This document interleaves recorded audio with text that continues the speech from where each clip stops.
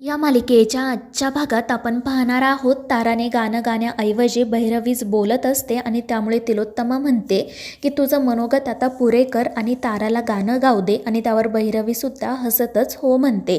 तितक्यात मग सावलीसुद्धा तिच्यासाठी जी रूम तयार केलेली असते तिथे येऊन पोहोचते आणि जेव्हा हे भैरवीच्या लक्षात येतं तेव्हा ती खुश होते आणि मग ताराला गाणं सुरू करायला सांगते.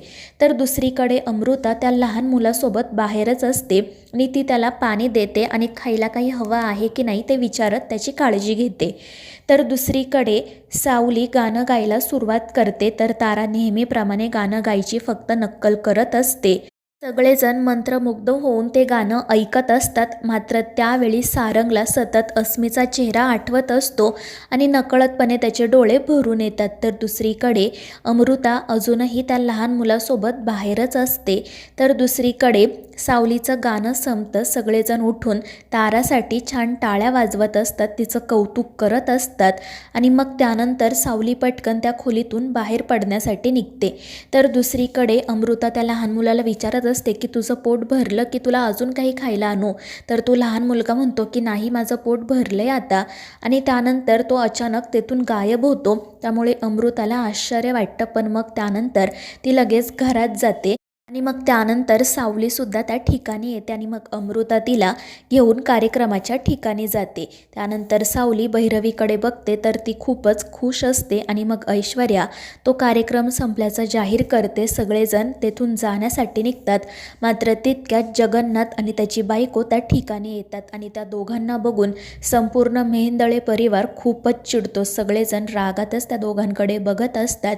नील तर जगन्नाथच्या अंगावर धावूनच जातो आणि त्याची कॉलर पकडत म्हणतो की तुझी हिंमत कशी झाली इथे येण्याची? तुझा राग माझ्यावर होता ना, मग तू माझ्या भावाचं आयुष्य उद्ध्वस्त का केलं?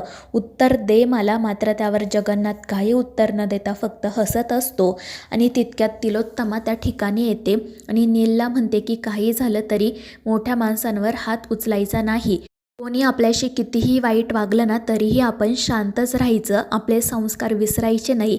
हे मेहेंदळे कुटुंब फक्त संस्कारांवर उभं आहे. आणि ते ऐकून जगन्नाथ तिच्याकडे बघून हसू लागतो.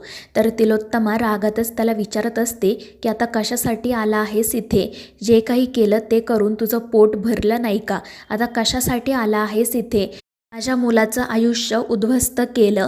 हेच करायचं होतं म्हणून तू इतकी वर्ष आमच्या सोबत राहिलास. अरे, तुझ्या एका शब्दावर माझं सगळं कुटुंब चालायचं, पण तू आमचा विश्वासघात केला.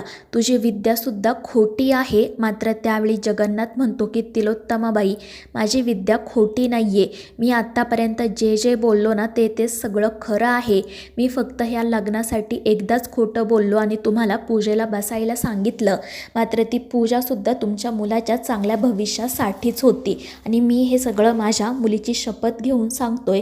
मात्र त्यावर तिलोत्तमा हसतच म्हणते की अरे, कशाचं चांगलं भविष्य? आणि ती सावलीकडे जात तिचा चेहरा पकडत म्हणते की हे आहे का माझ्या मुलाचं भविष्य?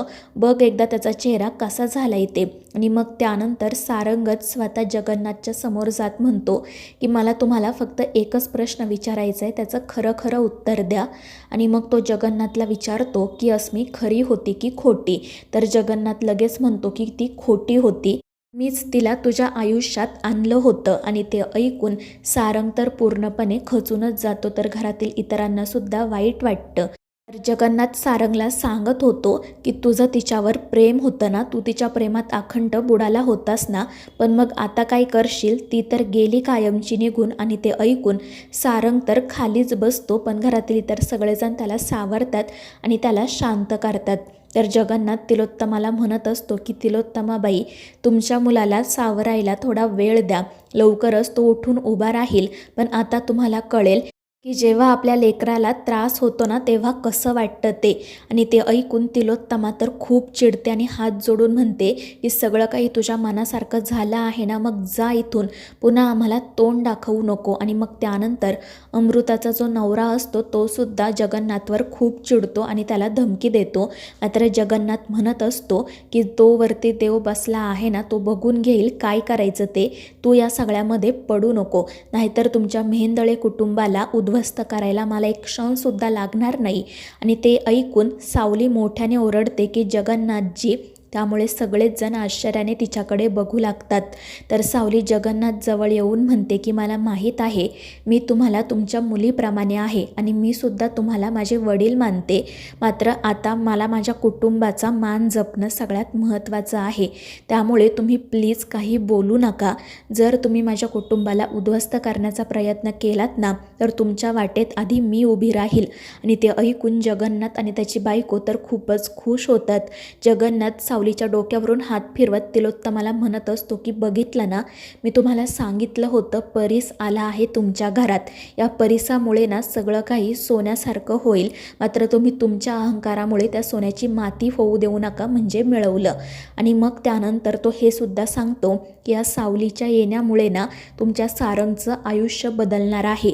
तुमच्या घरात इतके दिवस पाळणा हल्ला नव्हता, पण आता तुमच्या घरात पाळणा हलणार आहे. आणि ते ऐकून तिलोत्तमा म्हणते की तू उगाच काहीतरी बोलू नको, मला माहीत आहे तू सुद्धा ढोंगी आणि ही मुलगीसुद्धा ढोंगी.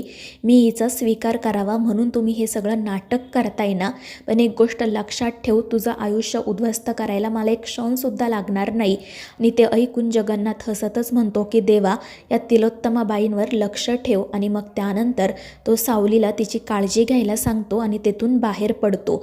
तर दुसरीकडे सगळे मीडियावाले सावलीचीच बातमी देत असतात. आणि मग त्यानंतर अमृता पेढ्यांचं बॉक्स घेत सावलीकडे जाते.